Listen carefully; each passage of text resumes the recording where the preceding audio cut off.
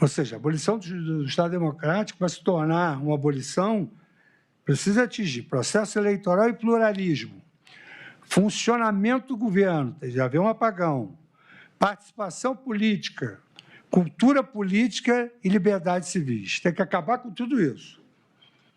Mas há outros índices prestigiados com um propósito semelhante, como o das nações em trânsito e o índice do Estado de Direito.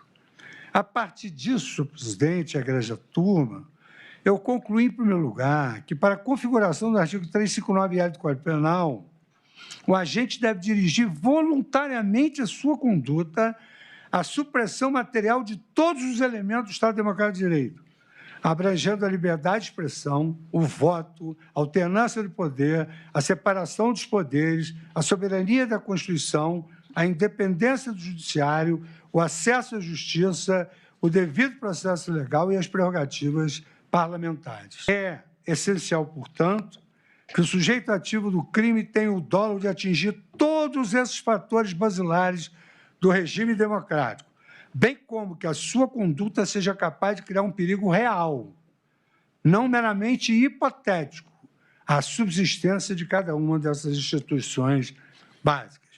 Bem por isso, e em segundo lugar, deve-se examinar a intensidade da conduta praticada relativamente aos elementos caracterizadores do Estado Democrático de Direito.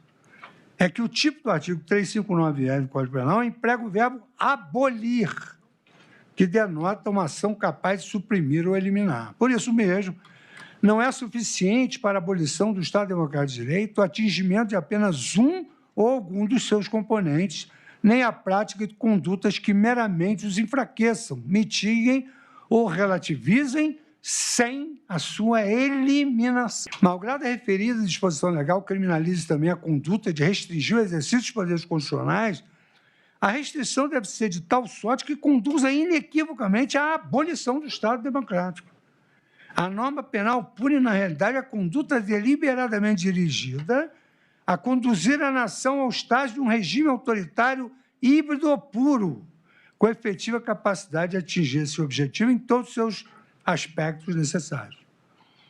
Por isso, senhor presidente, a igreja turma deve ser rejeitada a interpretação ampliativa desse tipo penal, para abranger condutas que configurem resignação com o resultado eleitoral, sem capacidade ou dolo de arruinar as multifacetadas instituições que garantem o autogoverno democrático do país. Aqui, abrindo um parênteses, o judiciário funcionou, o executivo, o legislativo, enfim.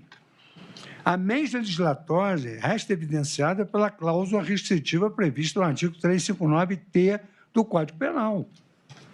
Esse artigo, inserido nas disposições comuns, esse artigo está inserido na lei, título 12º dos crimes contra o Estado Democrático de Direito. O referido artigo estabelece que não constitui crime previsto neste título. E aqui, mais uma vez, eu digo, nós estamos no momento do julgamento. Nós estamos no momento que podemos verificar outro tipo de atitude, de atuar ilícito. Mas o que diz o referido artigo?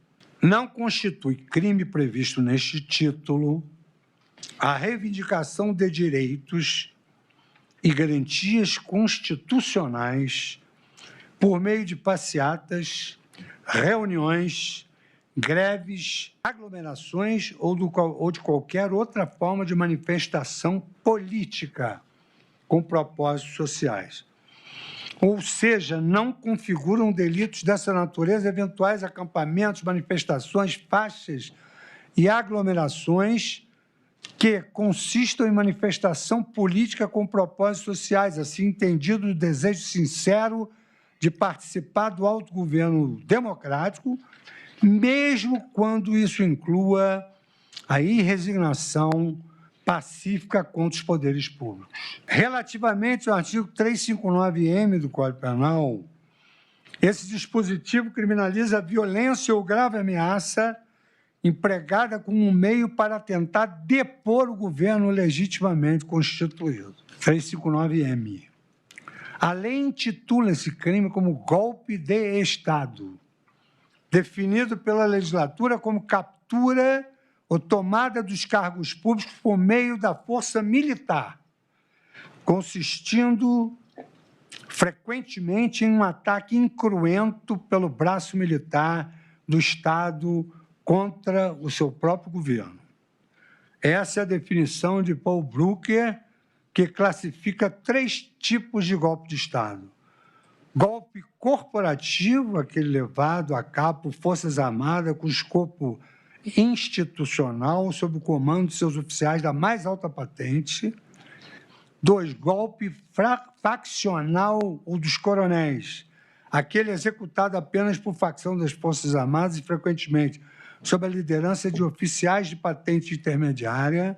E 3, contragolpe, aquele deflagrado contra o governo militar por uma facção de oficiais descontentes ou ambiciosos. Aqui nós vimos diversas passagens de militares de reserva sem nenhuma ascendência sobre generais. Como se nota, não podem sequer, em tese, data vênia, ser consideradas hábeis a depor o governo legitimamente constituído, condutas despidas de um mínimo grau de organização e coordenação sem a capacidade de eficazmente colocar em risco a continuidade do governo legitimamente constituído. A experiência histórica e a análise empírica dos processos de ruptura institucional demonstram que golpes de Estado não resultam de atos isolados ou de manifestações individuais desprovidas de articulação, mas sim da ação de grupos organizados, dotados de recursos materiais e capacidade estratégica, aptos a enfrentar e substituir o poder incumbente.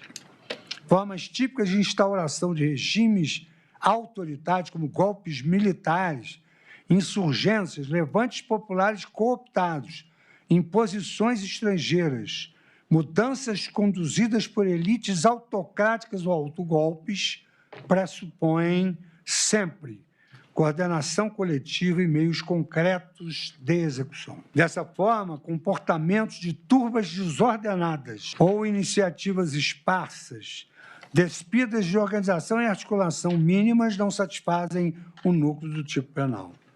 Em reforço a esse entendimento, enumerei diversas manifestações coletivas de cunho político na história recente brasileira, inclusive com faixas pedindo a deposição, à época, do governo legitimamente constituído, que resultaram em episódios lamentáveis de violência e morte, e ainda de depredação do patrimônio público e privado, notadamente os eventos de caos e destruição praticados por organizações estruturadas adotando a estratégia Black Bloc 2013, 2014, 2016.